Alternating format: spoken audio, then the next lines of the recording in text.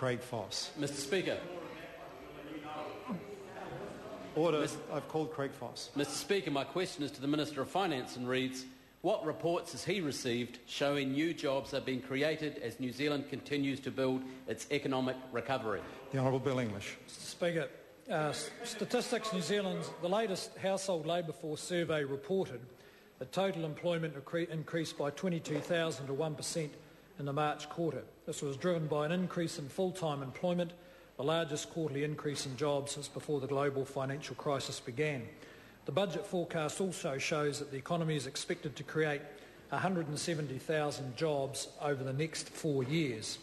And it is pleasing that the economy is beginning to create new jobs after a recession that began under the previous Labor government in early 2008. Supplementary. Craig Foss. Thank you, Mr Speaker. Supplementary to the Minister. How does the employment growth in the March quarter compare with recent trends in the labour market? The Honourable Bill English. Mr Speaker, previous job creation has mirrored the basic imbalance in the economy. Too much growth in the domestic and government sectors and not enough in the tradable or income earning sector. Since 2004, over half of all new jobs created have been in public administration, health and education. By contrast, combined employment in agriculture, horticulture, forestry, manufacturing and transport declined by over 40,000. That is 40,000 less jobs in the earning side of the economy. The need to create more jobs in the tradable sector to earn the income to support the jobs we have in health and education, which grew 4 times faster than job growth in the rest of the economy and now make up about a third of all jobs. The Honourable David Cunliffe. Mr Speaker, to the Minister, why is the forecast for employment only forecasting half as many new jobs as under the previous Labor government? And of those, why is Treasury saying that only 5.7% of them have anything to do with any measure in his budget? The Honourable Bill English. Mr Speaker, one of the reasons that we aren't creating as many jobs as we could is because we have to undo the damage done by the previous government. Since 2004, as I said, half of all new jobs were created in the health and education sectors.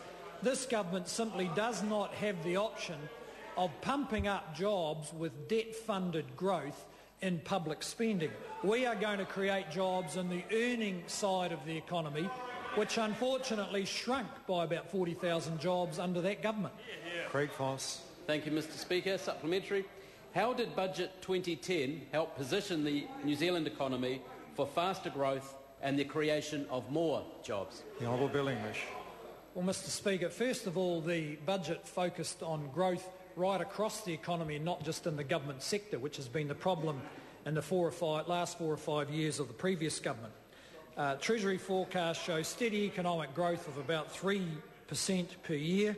That shows there will be around 170,000 new jobs and the incomes of the average household are expected to rise by about $7,000 over the next 4 years. We don't have the choice of creating a whole lot of new government-funded jobs because the government has significant deficits.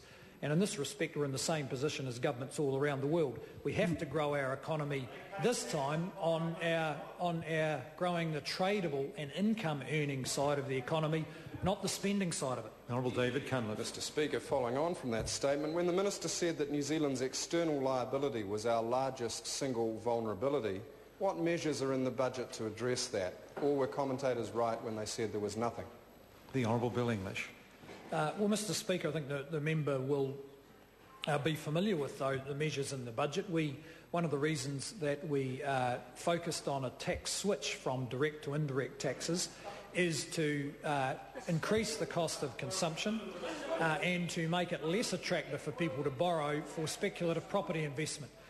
On the other hand, we want to encourage savings, investment and new jobs. We believe the budget is going to achieve that and in the long run will have some impact on the net international investment position. Craig Foss. Thank you, Mr Speaker.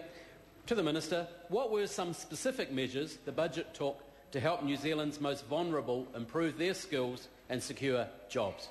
The Honourable Bill English. Mr Speaker, the budget continued a couple of schemes that have been focused particularly on our young people. That is the Job Opportunities Scheme, which provides an employment subsidy, and the anecdotal evidence is that a significant proportion of those young people are going into jobs at the end of the scheme. Also, the Community Max Scheme, which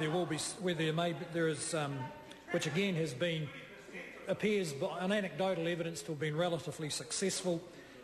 We have also allowed for more places in tertiary education focused on our younger people. But most important, we're trying to build the confidence of businesses to invest and employ, because unless a business decides to create another new job, there are no new jobs. Question number 4, the Honourable Annette King. Thank you, Mr Speaker.